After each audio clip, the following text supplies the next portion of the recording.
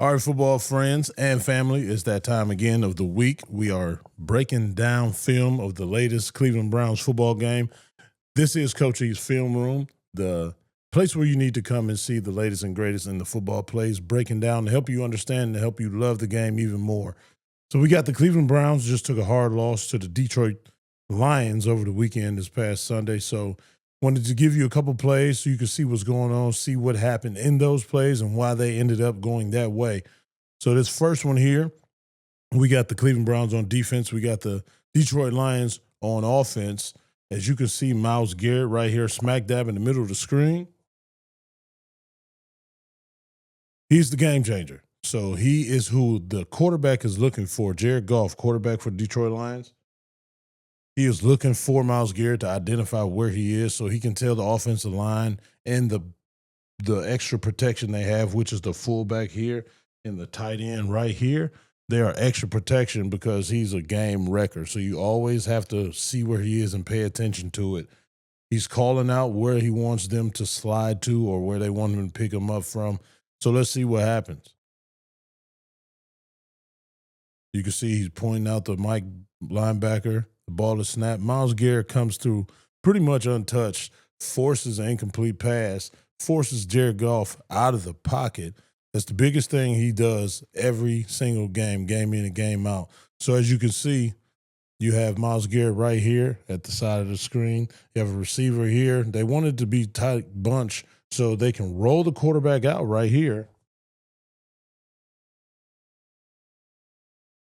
come across the screen, and hopefully get St. Brown right here, the receiver, in a one-on-one kind of thing, or get this tight end coming out in the flat route to hurry up and get the ball out because they know what Myles Garrett is capable of and what he does every single game. So let's pay attention to see. Myles Garrett gets off of the ball. The two guys that were supposed to block him did such a horrible job because his get off is so reckless and so violent and so explosive.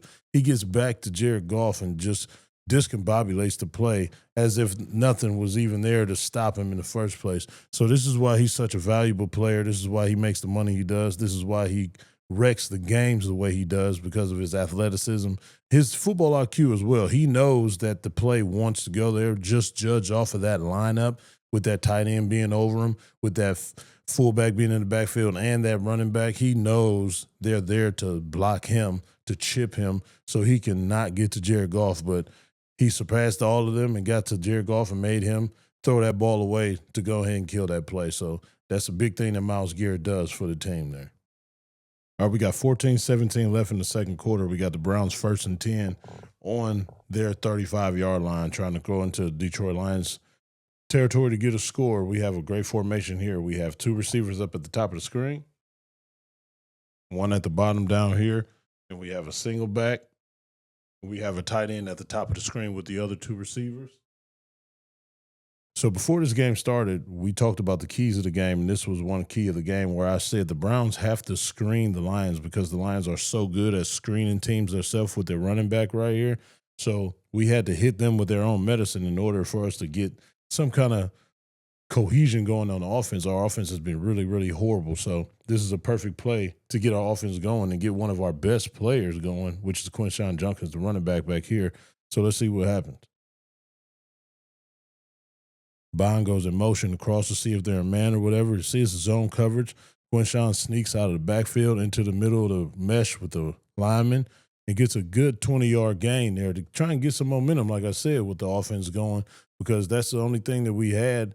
We have him in the running game, and everybody else in the passing game has been pretty null and void. So this is a great play to get him the ball and let him use his athleticism and his aggression to get some big chunk yards, what we need on this offense to get the offense going. So we got the second quarter, 12:35 left in the second quarter. We got 2nd and 21 for the Browns offense on the 40-yard line, trying to cross over and get in the scoring position. So Aiden Hutchinson, he's a great defensive lineman, not on Myles Garrett level, but to him and the Detroit Lions, he is their Myles Garrett. He's a big playmaker on the defensive end right here. So our goal is to keep him out of the game, try and get him away from everything so we can run what we want to run and how we want to run it without him disrupting it. This is a very heads-up play by him right here. as a defensive line coach, you teach your defensive line whenever it is easy to get through the pass rush or that line of scrimmage, it is a screen. You need to stop and retrace or stop where you are and see what's going to happen next. He does a great job of this, coming off his stance, coming out, shooting off the ball, and it's easy for him to get through. So what does he do? He makes a heads-up play, just like he's coached to do, to stop and read what's going on and make a play after that. So let's see him put it into perspective here. Got him getting down in the stands. He shoots off the ball, gets through, and he stops and waits and reads. He felt a screen coming. He knew exactly what was coming. That comes from good film watching. That comes from great coaching. That comes from a great IQ from a good football player. As you see him once again down in his stance here, he comes off, he gets through easy, he stops, he reads, he stops, he reads, and forces an incomplete pass because it was not supposed to be there. He did a great job of shutting that down and a great job of film studying, him doing his job as a defensive end.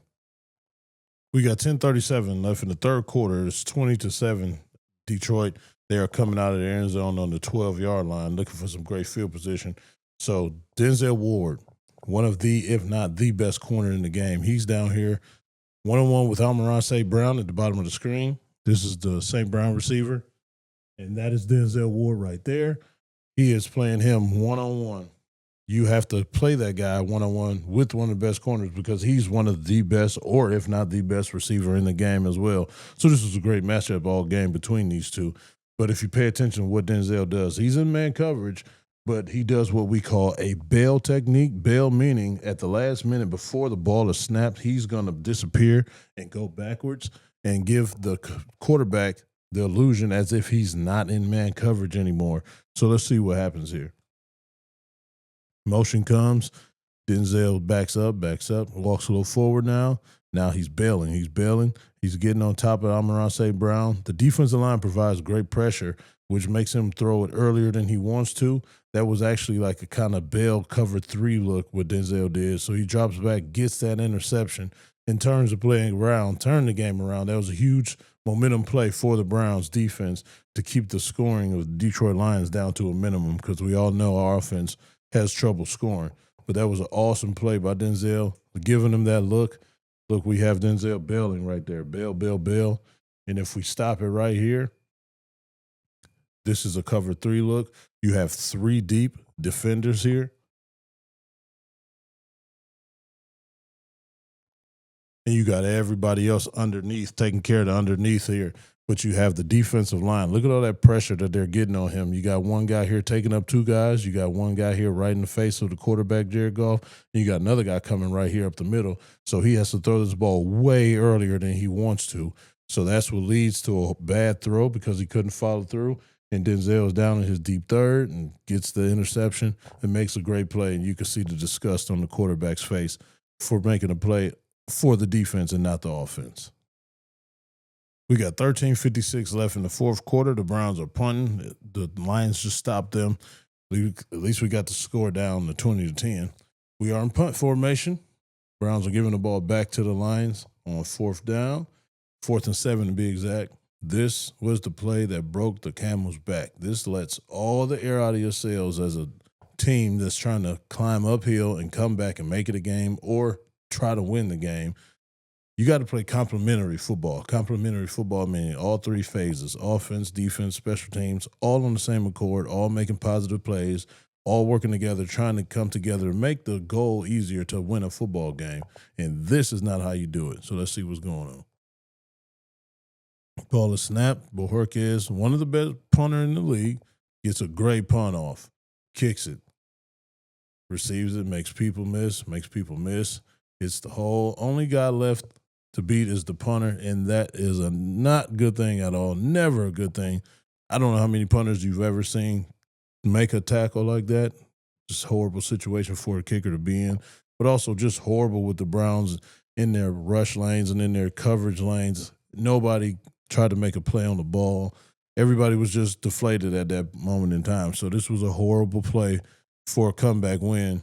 Look at everybody's body language, everybody's demeanor, the shot. That just breaks the back of a team that was trying to come back and do something positive, but then that happens in the fourth quarter on top of that. to make the other team go up by 17 points. Now the hole is deeper. Time is running out. This is not a way to win the game. Hence how the Browns lost this game.